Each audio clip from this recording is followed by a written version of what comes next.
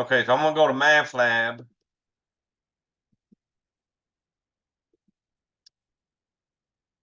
Oh, also this just wants me to graph the function, so I'm gonna go throw it on my calculator, and then I'm gonna choose one of these 4 graphs. Okay, so I'm gonna share the calculator. Well, let me go look at my problem real quick. So number 1 is what? F of x equals 7 minus x squared. All right, let's go graph it and see what we get. So y equals, and then we'll put in our 7 minus x squared. And y'all, we're just going to hit the graph button. All right, so it looks like it's flipped it upside down, and it looks like it moved up about 7 units there. So I'm going to go back to the Math Lab. And the only one that looks like it went up and flipped over would be D. But if you want to look at it good, down here on the bottom with that little square with the arrow in it, if you click that, it'll pull it up and you can actually see that it is the graph. So y'all, that one ought to pick D, and then I go to question 2. So on 2, they're giving me a function, f of c equals 9/5 c plus 32. So that's the temperature for Fahrenheit based on the Celsius temperature. So they want to know the Fahrenheit temperature equivalent to a -5C. So I'm going to do this on the calculator, and I'm going to put a -5 in for the C.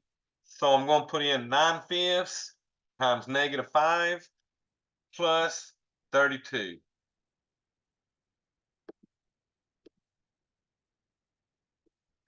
All right, y'all, so let me quit this screen by hitting second mode. All right, so I had 9/5, so that'll be 9 divided by 5, times my C, which was -5, close the parentheses, and then plus 32. All right, y'all, so we're going to hit enter, and we will have our Fahrenheit temperature of 23. All right, so let's go find and see if 23 is on our answer choices. And y'all, 23 would be B for us.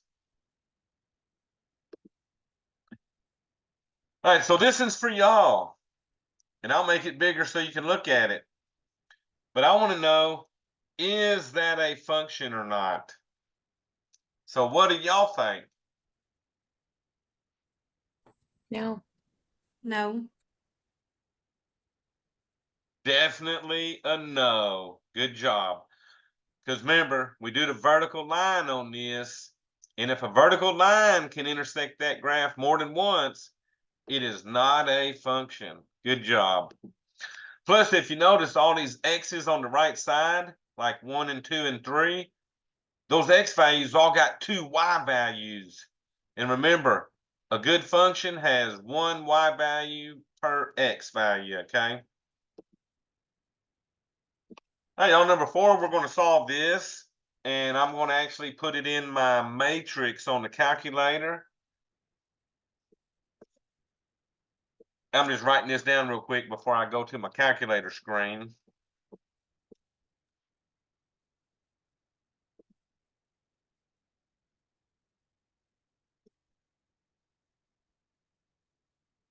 All right, so remember on, let me let a few people in real quick.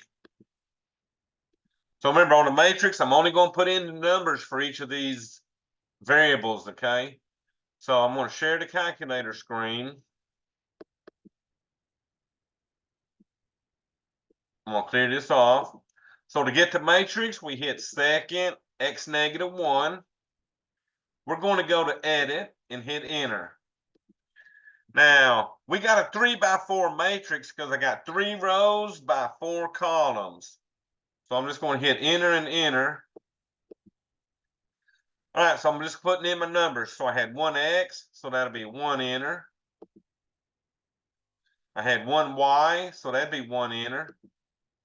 I had 1z, so that'd be 1 enter. And that equaled 7. So I got a 7 there, enter. All right, then I had 1x, so that'd be 1 enter, minus a y, -1, 2z, so that'd be a 2, and then that equals 7. All right, then my last row, I had 5x, so 5 enter, 1y, 1z, and that equaled 11. So you enter everything in there, and then you're going to hit second mode to quit the screen.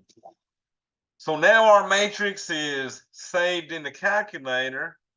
So now to solve it, we're going to hit second, x -1 again. But this time we're going to go to the math column. And y'all remember, we're going to go down and find RREF and hit enter. All right, so now it's going to reduce my matrix. But remember, I got to go back now, second, x -1. And since 1 is highlighted, that's my 3x4 matrix. I'm going to hit enter. So now it's going to solve the matrix we just put into the calculator when we hit enter. Remember, my answers are the right column, the 1, 2, and 4. That means x is 1, y is 2, and z is 4. All right, y'all, so since it's multiple choice, they're already going to have them in the parentheses. We just want to find the one that has what order we had, 1, 2, and 4, and highlight that answer, okay?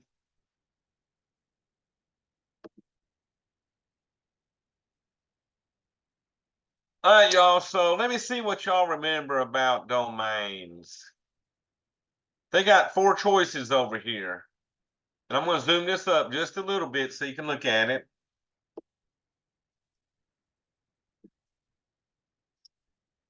And I just want to know the domain of this problem. What would y'all choose? A, B, C, or D?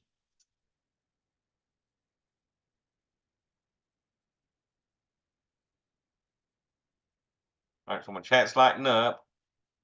So chat's saying B. So let me look, Jalen, and make sure. So yeah, because remember, we're looking at x values. So the point on the left, if you go straight up to the x-axis, is at -4. And if you look at the ending point on the right and come down to the x-axis, it is at 2. Good job, Jalen. So we would definitely pick B on that. So y'all remember, domain, x values only, okay? From the start to the end.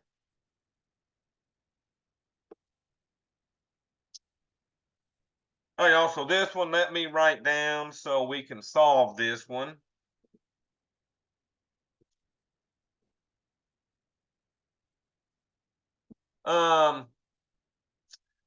So 2 ways to do this.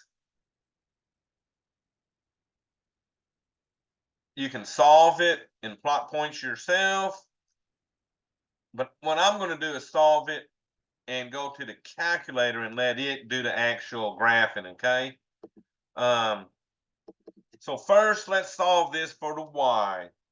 So we got to move the 8x over. So y'all, we're going to subtract that 8x. So the 8x is canceled. I'm left with my 5y. Greater.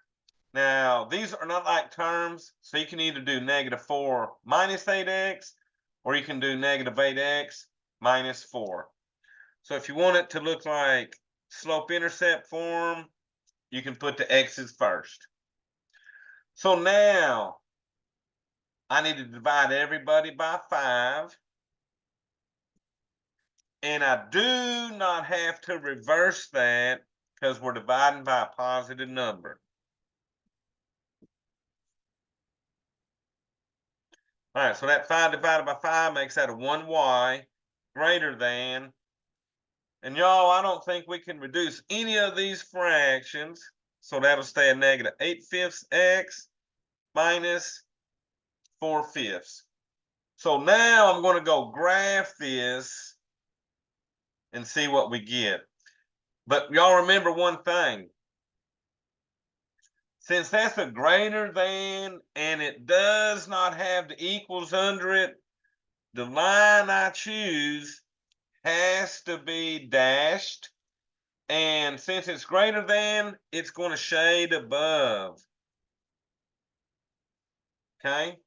So I know two things. It's going to be dashed and it's going to shade above. So y'all, let's go to the calculator and see what we get. So I'm going to go y equals and clear that out. So I had negative 8/5, so that'll be negative 8 divided by 5, and then my x, and then it was minus 4 divided by 5.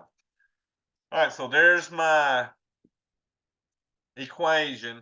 Now remember, if you arrow all the way left of the equals and hit enter,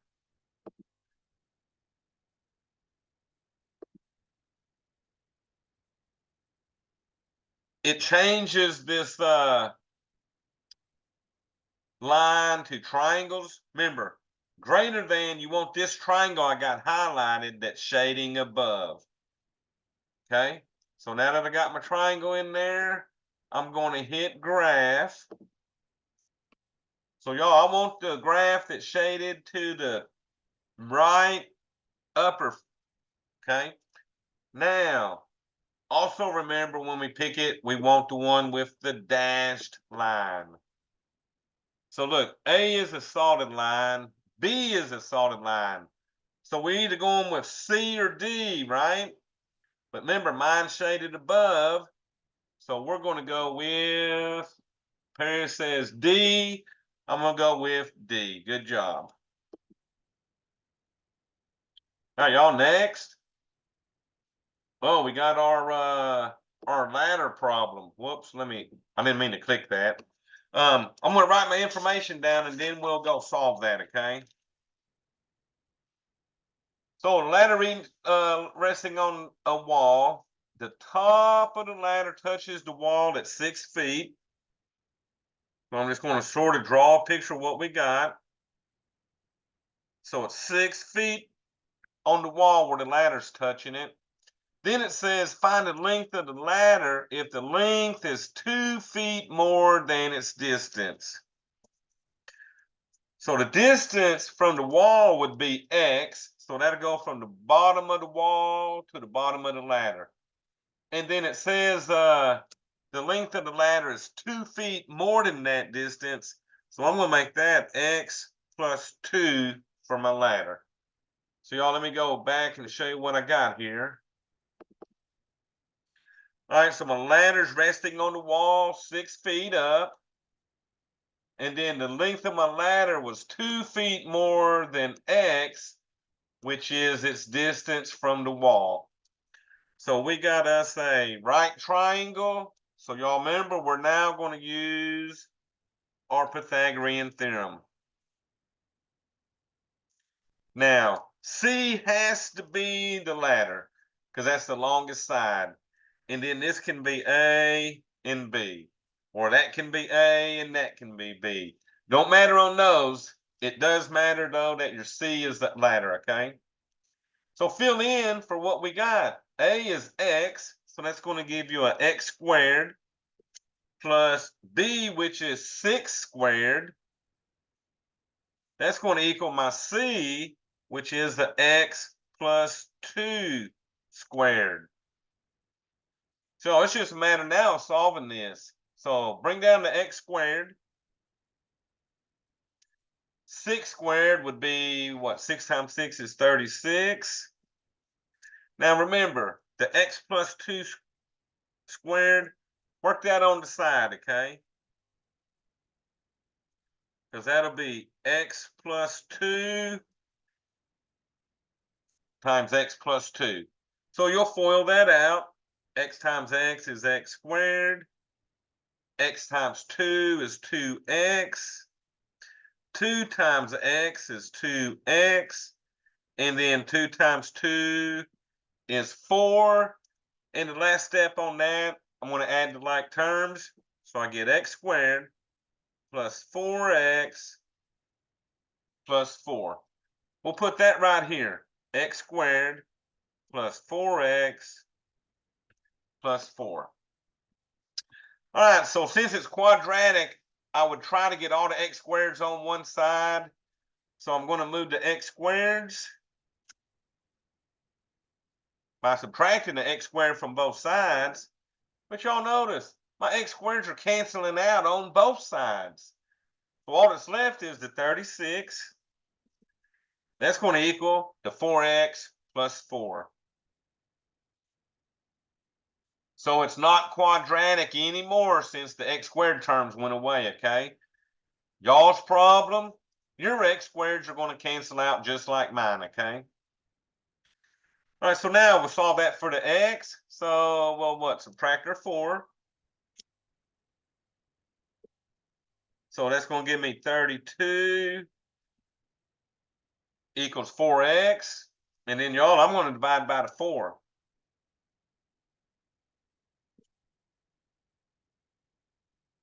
So that cancels, giving me 1x. And then 32 divided by 4 gives me 8. But, y'all, the whole question was, how long is the ladder?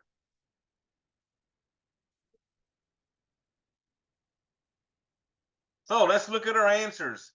So x was 8, but let's see, how long was our ladder?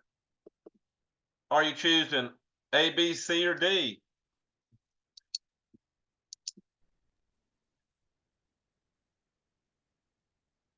You said how long it was. Uh-huh. So since that x was 8, remember the ladder was 8 plus 2. D. D, good job. Remember that ladder was 8 plus 2. Y'all don't forget to add that plus 2 to it, okay? So that once we got x, we had to come and say, oh, okay, x plus 2 was my ladder, so that'd be the 8 plus 2, which gave us our 10, okay?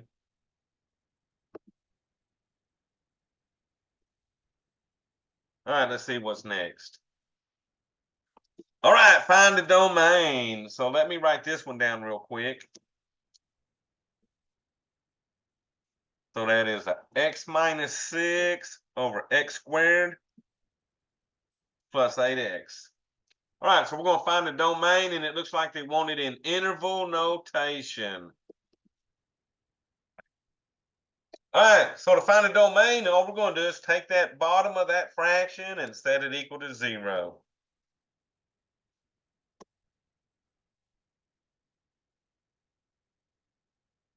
All right, y'all, so the easiest way to solve this, since these both have an x in them, I would factor out an x and then put an x plus 8 in the parentheses. And then solve both of these by setting them equal to 0.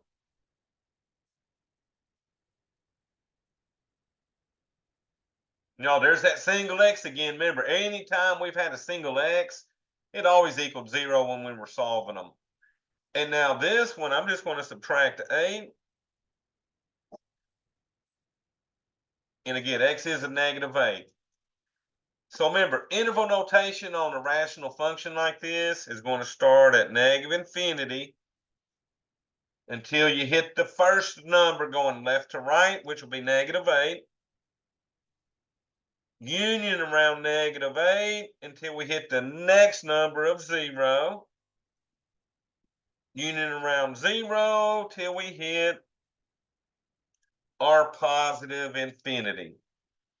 All right, so we want negative 8s and 0s on our unions for our choice on here. So long looks like I'm going with C on that one. And it's got my negative 8 and then the 0s. So the way they got that 6, somebody played with the top of that fraction, but remember, we don't play with the top of the fraction on the domain, okay? Only that denominator.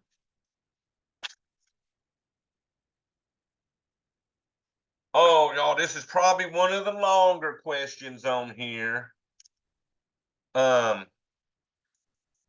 Construct and simplify the difference quotient, and they're giving us f of x equals 5x squared plus 5x. So that I'm going to work out by hand real quick.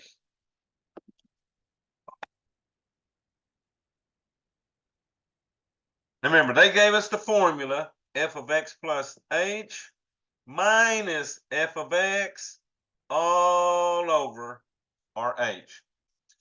So the h is always on the bottom. F of x is what they gave us. We got to find the f of x plus h. So I'm going to put an x plus h in for both of those x's. So 5 times x plus h squared plus 5 times x plus h. So I'm bringing down to 5. So the first thing I would do is FOIL this. Now y'all remember, we worked that out already.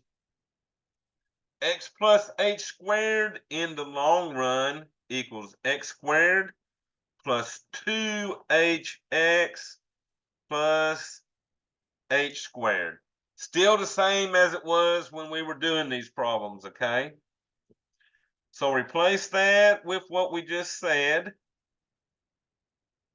And then I'm just going to bring down to plus 5 times x plus h. So all I did on that step was just squared that. Now I'm distributing my 5 in the first parentheses. I'm going to distribute the 5 in the second parentheses. So 5x squared plus 10hx plus 5h squared plus 5x plus 5h. So this now is the f of x plus h. So y'all remember, now I'm going to plug everything into the formula. Here's my f of x plus h.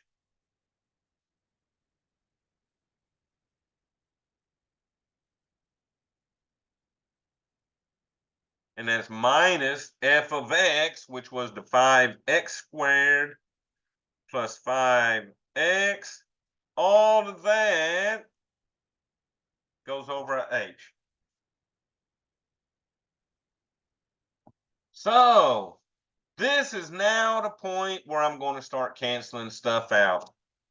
Everything in the second parentheses cancels with its counterpart in the first parentheses. That's a negative 5x squared.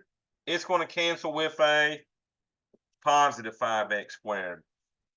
This is a negative 5x. It's going to cancel with a positive 5x. Remember, the only things that can be left have to have h's in them. So y'all, that's a 10hx plus 5h squared plus 5h all over h. All right, y'all, so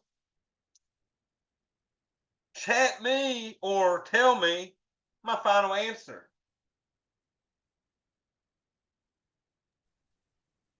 10x plus 5h plus 5. Bam, perfect. Right? We canceled 1h out there, 1h out there, and 1h out there, y'all. So good job. So let's see if we got a 10x plus a 5h plus a 5 on that test. And y'all look at that, number B, 10x, 5h plus 5.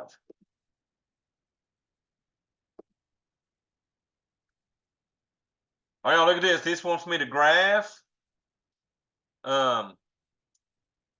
So we know it ain't B because that's a square root. Square roots go to the right and uphill. So the only ones that can be is A, C, and D. And D, the only way you got that is if it got reflected, which it didn't. So this radical one has to be A or D. So let's go graph it and see if it moved left of the y-axis or did it move right of the y-axis. So we're going to graph, let me write this down real quick.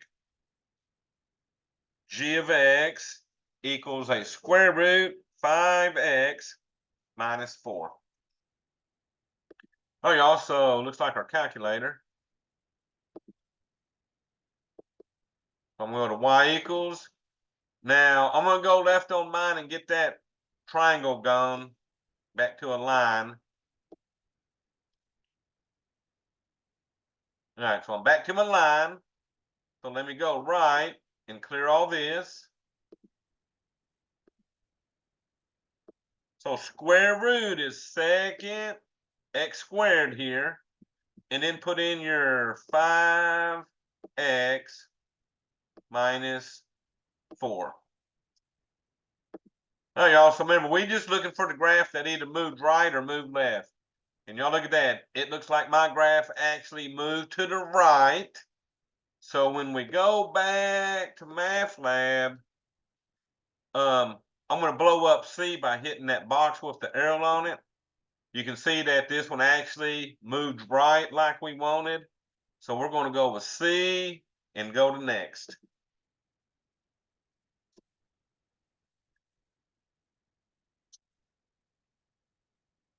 All right, so let me make this just a little larger.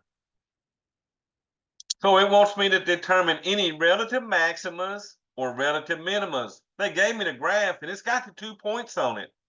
One of those is a max, the one on the mountaintop on the left. One of those is a minima, which is in the valley on the right. So that first point, that has a maximum value of 1. And it's on the y-axis, so that means its x value is 0. So look at those answers. A has a relative max of 1 at x equals 0.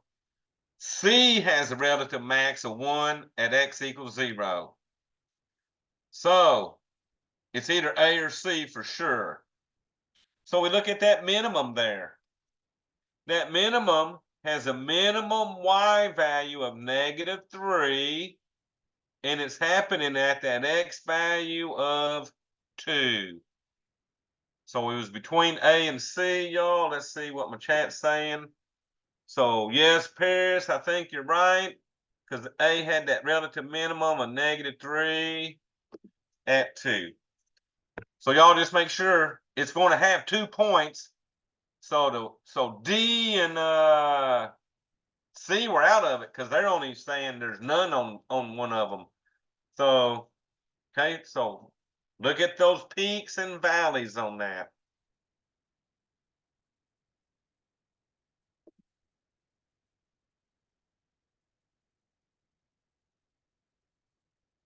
All right, y'all. So this one was back from 7.2. But remember, that x plus 7 is like it's inside parentheses. And then that negative in the front, back when we did these kind of graphs, the negative can only reflect this over the x-axis, okay? So on this one, you got to reflect the x-axis. That's probably why 3 of them got x-axis as their answers. But the question is, that plus 7, is that moving my graph to the left or to the right?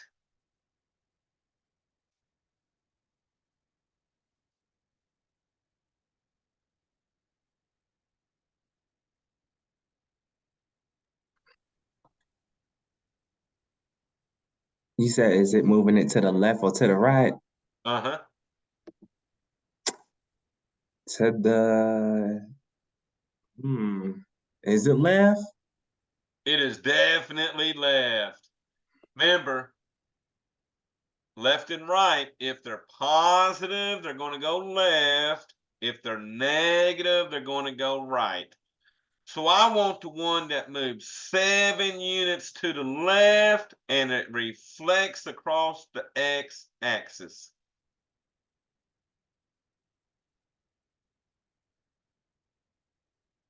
So y'all, which one went left? Oh, that'd be D, wouldn't it? 7 units to the left.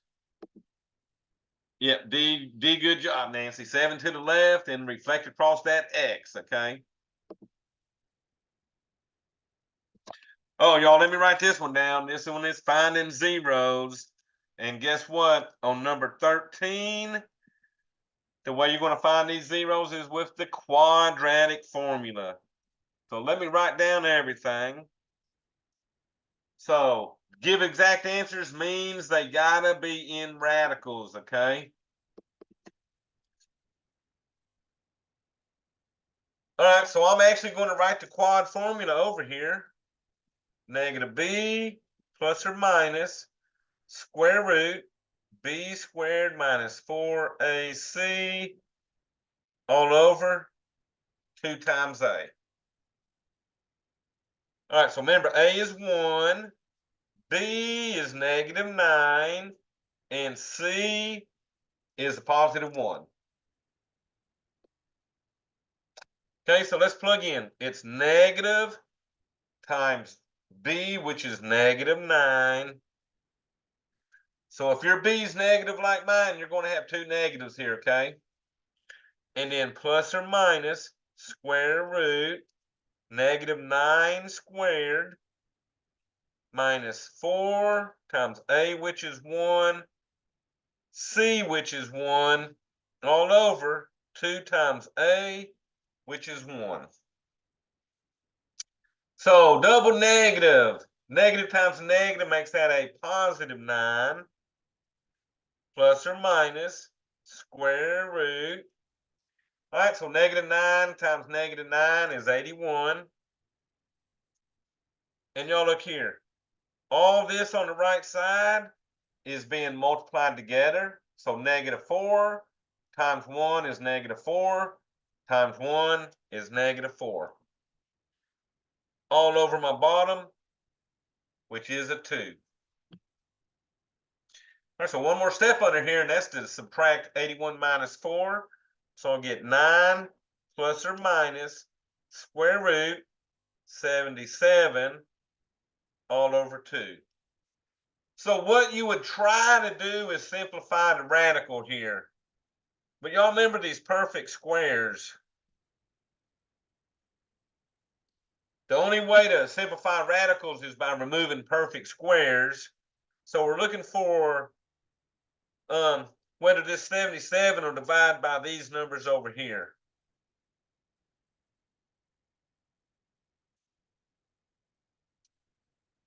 And y'all, I don't have to go past that because 77 is less than 81. So if it's going to simplify, we got to pull out any factors that would be perfect squares. But y'all, 77 don't divide by 4. It don't divide by 9. It don't divide by 16. It don't divide by 25. It don't divide by 36. It don't divide by 49. And all these numbers are way too big. So since the 77 does not reduce, this would be my final answer.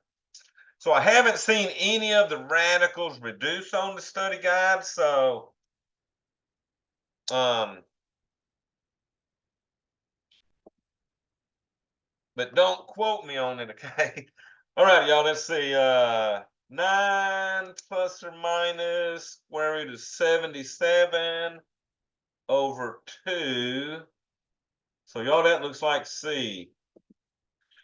Now, the only way you'll get an answer like B and D is if that would have been a negative 77 under there, okay? Remember, you only get the I if you got negative numbers under the radical. All right, y'all, this one I'm probably going to work out by hand. So 14, find the vertex. F of x equals x squared minus 16x plus 74. So I'm going to work this in by hand.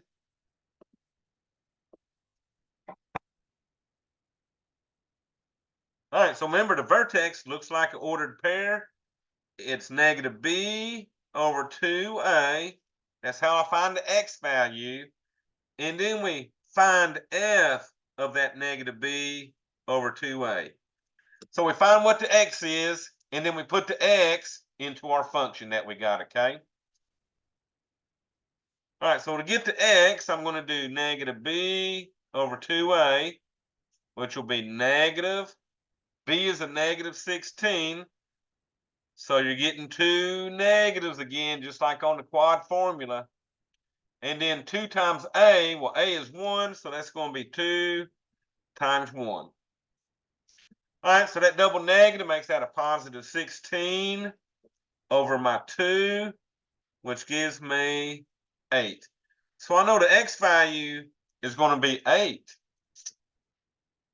So to find the y value, we find f of 8. So we're going to put an 8 in for all the x's. So we got 8 squared minus 16 times 8 plus 74. Right now, at this point, y'all can plug it in the calculator. 8 squared is 64. Minus 16 times 8 is 128. Plus 74. All right, y'all, let's see what we get. 64 minus 128 is a negative 64. Negative 64 plus 74 gives me a 10. So I'm looking for one that has a 810 for it, okay?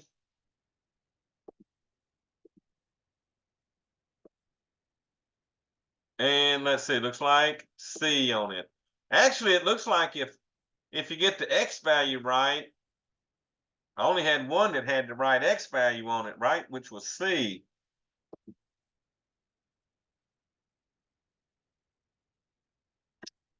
Oh, y'all, let me write this one down. F of x is a negative 5x squared times the x minus 6 times the x plus 3 cubed.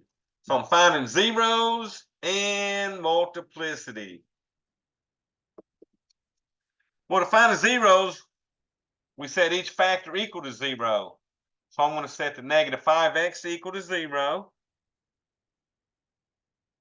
I'm going to set the x minus 6 equal to 0. And then I'm going to set that x plus 3 equal to 0. This will find my zeros, and then I'll figure out my multiplicities.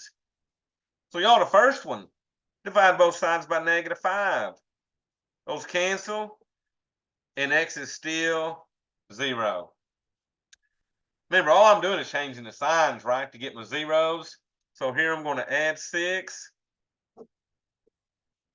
Second zero is a positive 6, since its factor was negative. And the third one, since the factor was positive, the 0 will be negative. Alrighty, so here's a 0 of 0. What is its multiplicity? Y'all, what's the multiplicity of this 0? All right, so I'm going to look on my chat now. So 2, good job, because it's got an exponent of 2. All right, the 0 of 6, what's its multiplicity? Oh, good job. It is definitely a 1. Remember, if there's no exponents on the outside of these parentheses, you got to treat it like a 1. So that one had a multiplicity of 1. And then how about my negative 3? It's in a 3. It's got a multiplicity of positive 3. Good job. All right, so I'm just looking at one that's got those kind of answers. So let's go look at it. All right, so they're starting with negative 3. So negative 3, multiplicity 3 is with B, C, or D. So they got a 6 next. We got a 6 with a multiplicity of 1. But that's all they got. But we had 3. So let's look at this one. They got 0 with a multiplicity of 2, which is what we had. So both of these are perfect. 6 multiplicity 1 is perfect. But y'all look at D. They added an extra one somehow. Oh, somehow they got a positive 3 on theirs. So we only had 3 zeros, so we would pick choice C. Negative 3 with 3, 0 with a multiplicity 2, and then 6 with a multiplicity 1. Okay?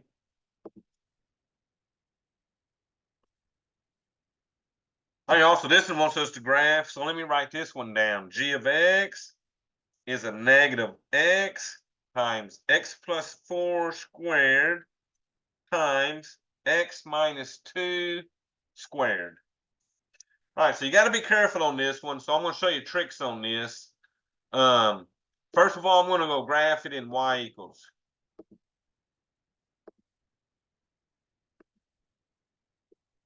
So y'all, I had a negative x and then parentheses x plus 4. That one was squared. And then I had parentheses x minus 2. And that one was squared. All right, so I got my equation in. So I'm just going to hit graph to see what it might look like. So y'all look at that. That's sort of skitterish. So let me show you what I'm going to do. I'm going to go back right here. And I want y'all to see these x values go from -6 to 6. And these y values, -240 to a +240. So let's change our window to match their window, okay? So I'm going to go back to my calculator. I'm going to go to the window button. So the x minimum was a -6. X max was a +6. Then I'm going to arrow down to the y minimum, which was a -240. And then the y max was a +240. Now watch when I hit graph. So now I can actually tell what's happening. Okay. So it's coming down. Looks like it's touching at -4 there. Goes up. Goes to the center. And then it comes back up and touches that 2.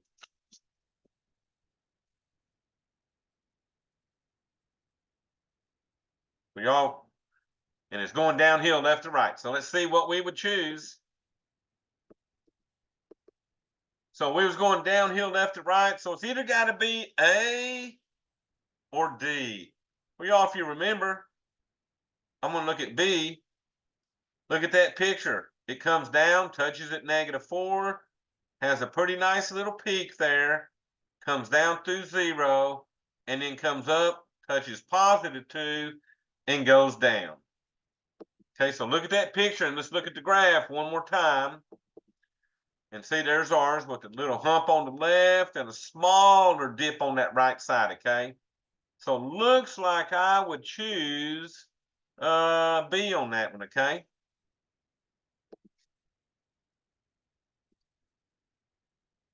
All right, y'all, 17, find the vertical asymptotes. They're giving me f of x equals x minus 1 over x squared plus 6x. All right, y'all, so remember, vertical asymptotes, I solve them just like a domain problem. I take the bottom of the fraction and set that equal to 0. And this is another one with common factor. So we'll factor out to x, and that'll leave me a x plus 6, all that equal to 0. Yeah, this is exactly like a domain. So that gives me x equals 0, and then I got x plus 6 equals 0. So the only thing on this one, we just got to subtract 6, and we get x equals a -6. So I need the answer that has x equals 0 and x equals -6. All right, y'all, so let's go see what MathLab has. So they got an x equals -6 is only one of them. They got a 1 from doing the top. Look at C. I got a 0 and a -6. I'm going to pick C. But y'all be careful. D, they got a +6, which is really close. So don't go too quick and make sure you get the one with the -6.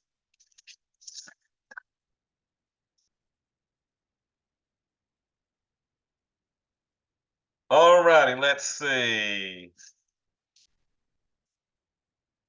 All right, y'all, so let me write down my numbers here. So f of x is a negative 4x minus 8. G of x is a negative 7x squared plus 3x minus 5. They want me to find f compose g of 7. All right, so I'm going to work this out. And look, it's got some pretty big answers over here. So let's see what we get. All right, so remember, f of g of 7 is like f of g of 7, which means we start by putting the 7 into the g equation. So that means the first thing we're doing is we're going to find g of 7.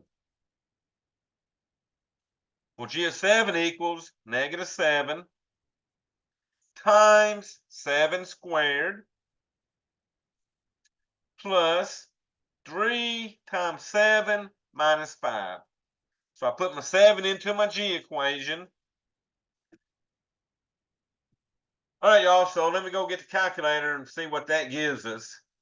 That looks like it's going to be a pretty big number. I'm going to clear off that. So I had negative 7, parentheses, 7 squared plus 3 times 7 minus a 5. All right, y'all, so we hit enter on that. We get a negative 327. All right, so let me go back to the pad. So since g of 7 equals negative 327, the 327 now goes into the f equation. So our second step is to find f of a negative 327. So that'll equal negative 4 times negative 327 minus 8. So y'all, let's go punch that in and see what we get. All right, so I had a negative 4 times parentheses negative 327 close parentheses minus 8. All right, also let's see, we're going to get a 1300. All right, so let's go hope we find 1300 on that. And y'all look at that, we would choose B.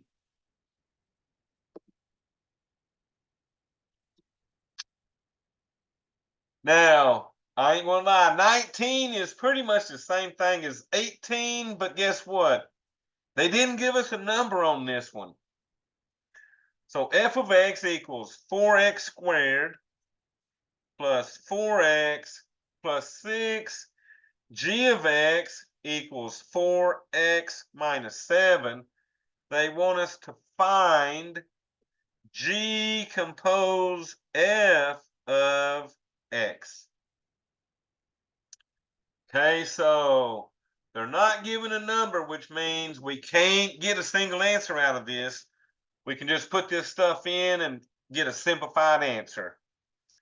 So remember, g of f of x is like g of f of x.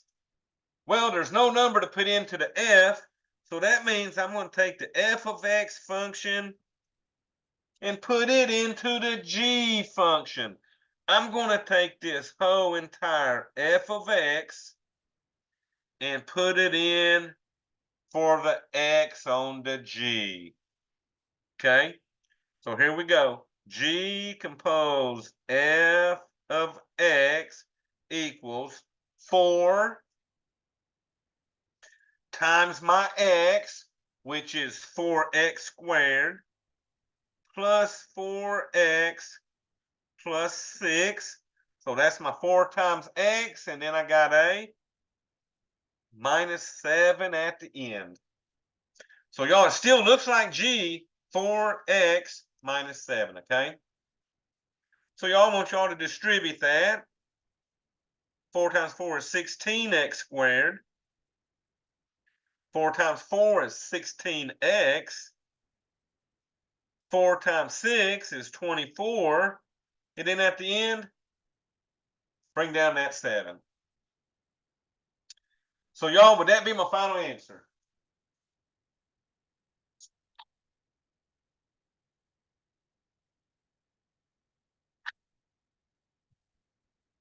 All right, so let me see what my chat's saying. So good job. Definitely not final answer because y'all, you got like terms. So the 16x squared plus 16x, and what's that? 24 minus 7. What's that about? 17. All right, so we need 16x squared, 16x plus 17. All right, y'all, what was it? 16x squared, 16x. So it looks like B.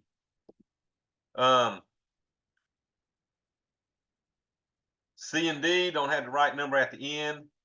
Looks like this one, A looks pretty close except that 4 in the front, okay? So, all right, y'all, look at this one. F of x equals 5x to the third minus 2. Now listen to this. It says if it is 1-to-1, find a formula for the inverse. If you pick not 1-to-1, you will definitely miss this question.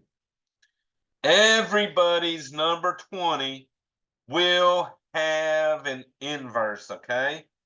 So do not pick C at all on this one. Well, it might rotate your answers around, but do not pick not 1-to-1, okay? Because they all have an inverse, okay? So here's the thing. If I'm going to find an inverse of this function, what do I need to do with this f of x?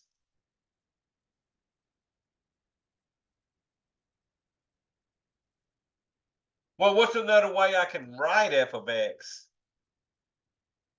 Y'all remember? All right, so let me get y'all kick started. I'm going to replace the f of x with a y.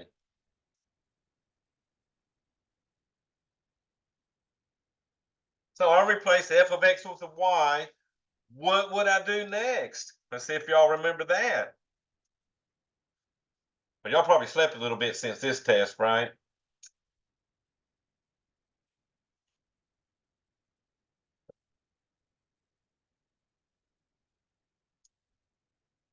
All right, y'all. So y'all remember this on 20, since I'm finding the inverse. Don't you have to swap them? I'm going to swap the x and the y. Good job. So you're going to get x equals 5y cubed minus 2. All right, so now I'm just going to solve that for that y. So first of all, you want to get this 5y cubed by itself. So y'all need to add 2 to both sides. So that this gives me an x plus 2 equals 5y cubed. Now, I got 5y cubed over here. I'm going to turn this into a 1y cubed by dividing both sides by the 5.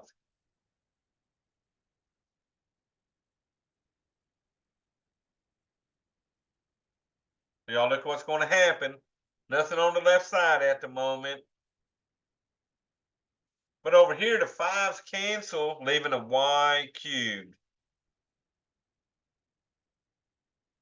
So the way I'm going to turn a y cubed into a y is we got to take a cube root of both sides.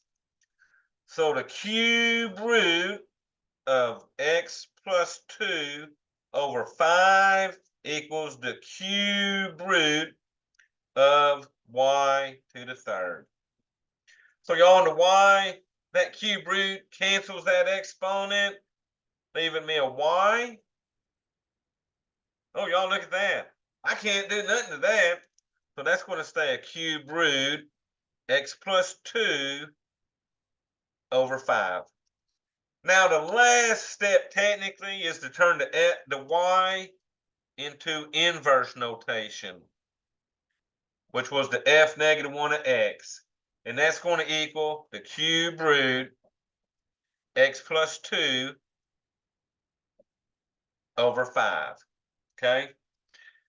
And everyone I've seen has been doing a cube like this, so they'll probably pretty much work out like that one, okay? So just remember, change that to a y and then switch them, and then you're solving for that new y, okay?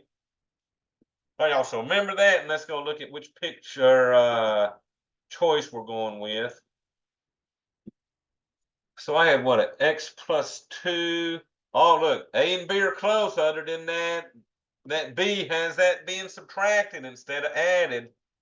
So be careful on that, okay? And remember, the inverse equation, since the 2 is being subtracted, the inverse is going to have the 2 being added. Since the 5 is being multiplied by the x cubed, the inverse will have it being divided by 5. And since the x is being cubed, the inverse will have a cube root. So you're always looking for opposite type answers on that one. All right, y'all, so this one I'm going to graph. So let's go to the calculator, and I'm going to graph f of x equals 2 to the x plus 4.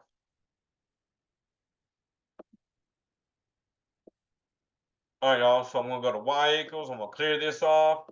Now, I'm going to set my graph back to a normal screen. To do that, you hit zoom, and you go down to number 6 for standard. If you hit enter on that, it puts it back at a 10 by 10 graph, okay? So now, let me put in what I had. I had 2 to the x,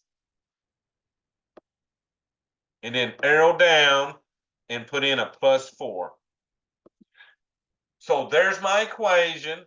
Now remember, all these exponentials sort of go right and uphill. So y'all, let's see what that plus 4 is doing to it. So it looks like the plus 4 moved the graph up.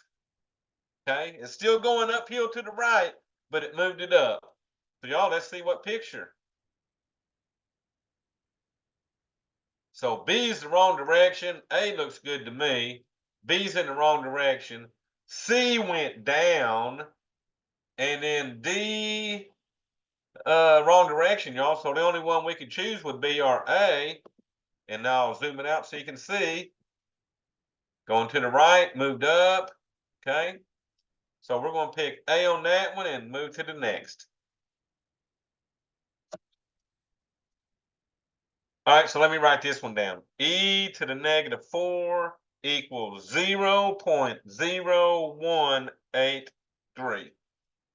So we're just converting it to a log equation.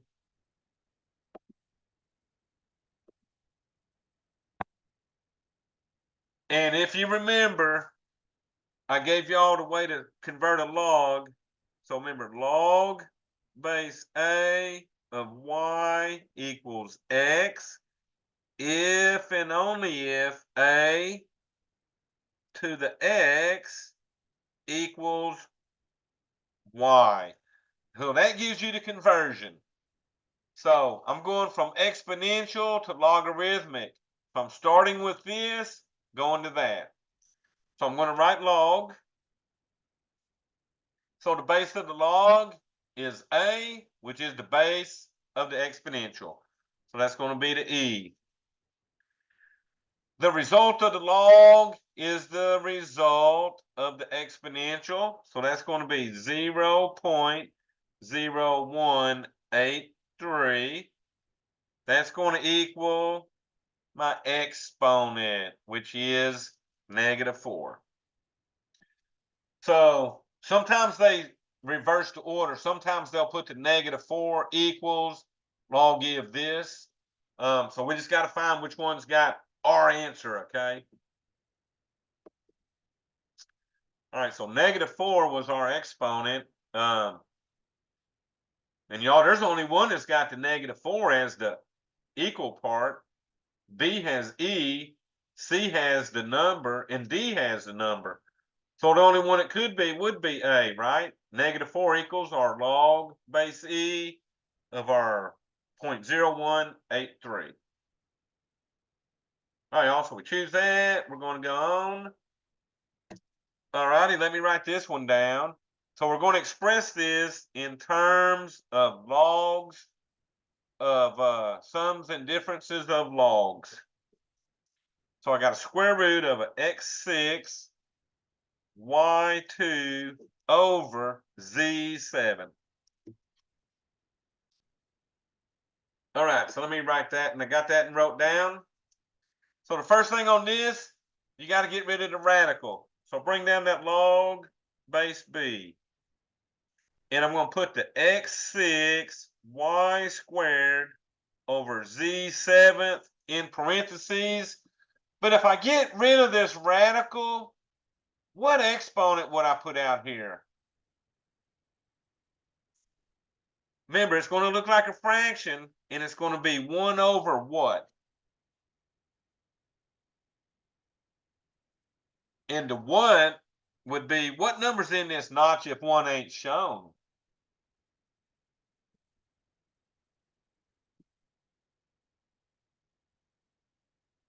All right, let me see if my chat's got that.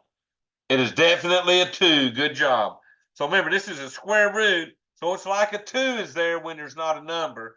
So to rewrite a radical as a fractional exponent, it becomes a 1/2. All right, so now we're multiplying all the exponents by 1/2. So the x, 6 times 1/2, well, y'all, 1/2 of a 6 is a 3. On the y, I got 2 times 1/2. Well, half of a 2 is a 1. So technically, I don't have to write the 1, but I will for this problem, okay? And then on the bottom, on the z, 7 times 1/2 is a 7/2. Let me draw that better. So that is a 7/2. So now remember, all I did was convert it out of the radical, okay? So now I'm going to write it as sums and differences. All the factors on top are going to be positive, remember? The factor on the bottom is going to be subtracted. So we're going to distribute log b to all 3 factors. So log b of x to the 3rd plus log b of y. Now, those 2 were on top, so notice they're both positive. Now, this factor on the bottom gets subtracted, and I get a minus log b of z to the 7/2. All right, y'all, and guess what? Y'all just did this test. So what would I need to do next?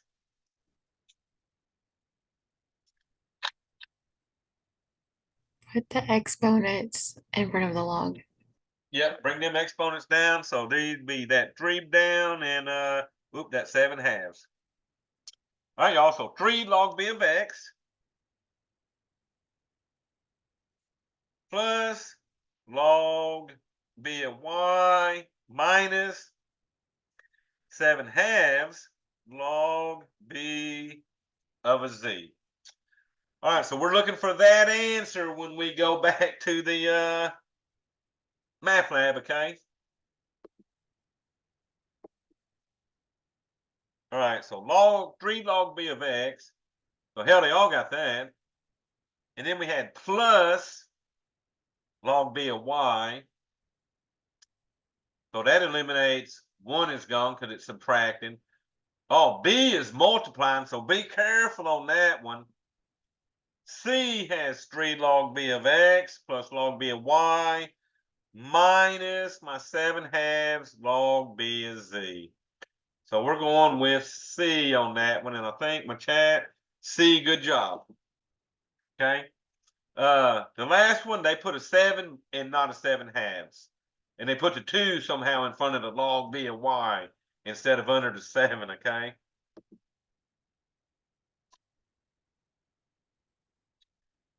All right, y'all, this is one like y'all had in homework. They're giving me a formula. B equals 8,500 times E to the negative 0.02 T. That's the formula for the landfill. And since that's a negative 0.02, that means our number is going to get smaller. It's sort of going to decrease. Now, what they want to know is how many acres after 9 years. So I will definitely punch this on the calculator. And so here's the formula. So what we're going to do is put a 9 in for the T so that we have 8,500 times E to the negative 0.02 times 9. So y'all punch that in, and then I'm gonna give y'all a minute or two to punch that in and see what y'all get, and then we'll see if y'all pick A, B, C, or D. So I'm just gonna let y'all write that number down real quick, and I'm gonna switch my screen back now, and y'all tell me if you want A, B, C, or D.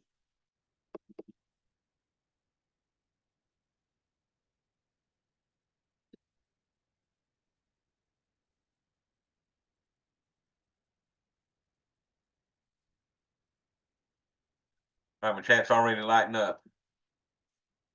So I'm getting C on that, y'all. So 7,100. So it definitely went down.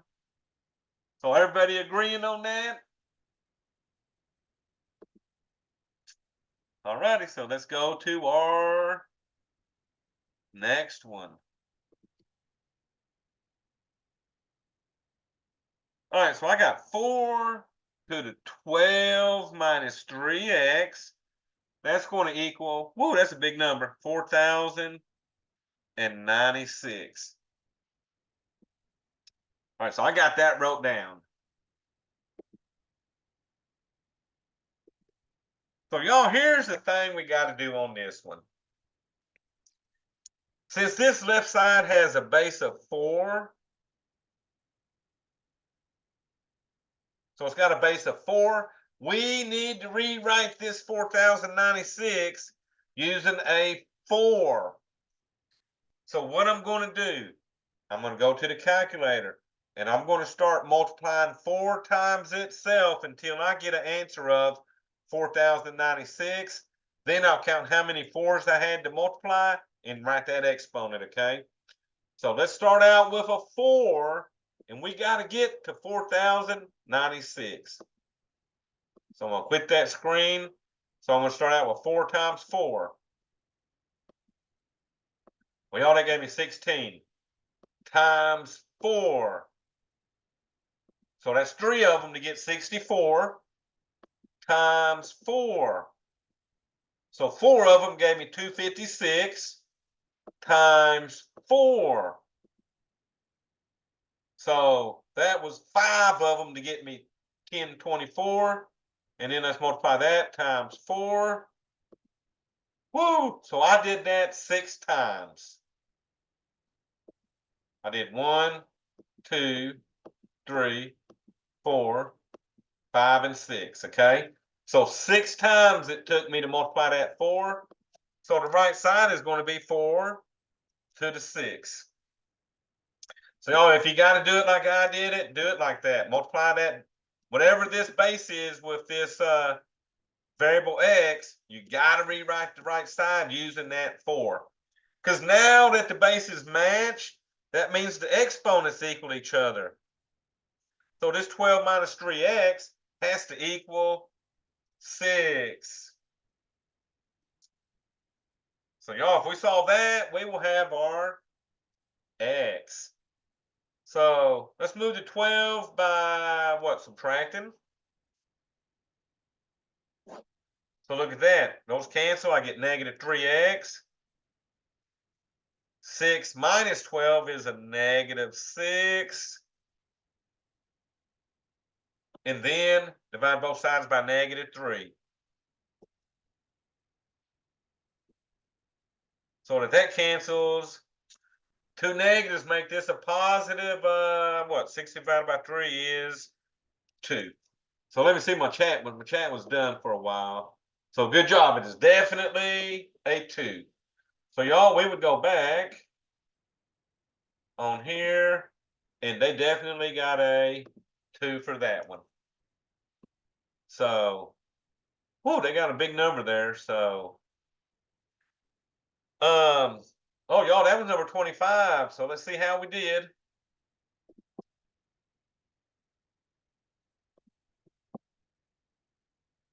And y'all, there you go.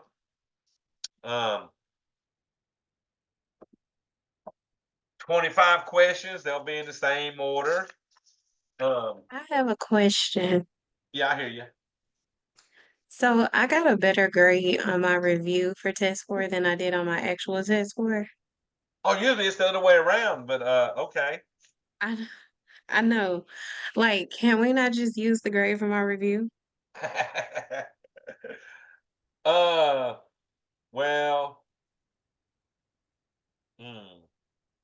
I'm gonna look at your test and see what happened on it. Okay, thank you. And then I might let you know, okay?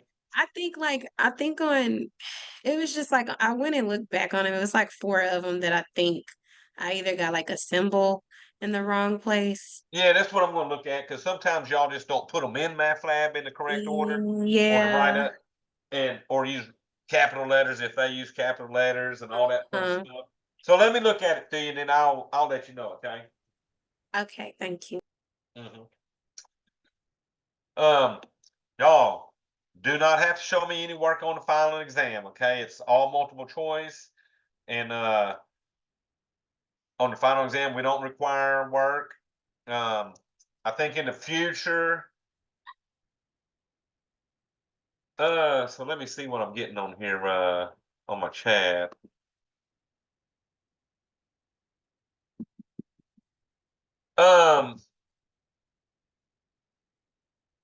Oh no bonus for the final. And then someone asked for number 2. Let me see. Oh, what was number 2, y'all? That was doing the Fahrenheit. So I'll pull that up in just a second. So the best to score for. So what you talking about, Viddy? So let me tell you your situation. Your grade is good enough. If you want to keep an A on my final, Viddy, you got to score at least 50% on that final exam. Okay, so your score was good enough. That's all you need on that is 50% out of 100, okay? So it's 25 questions, so you need to get at least 13 right to keep an A.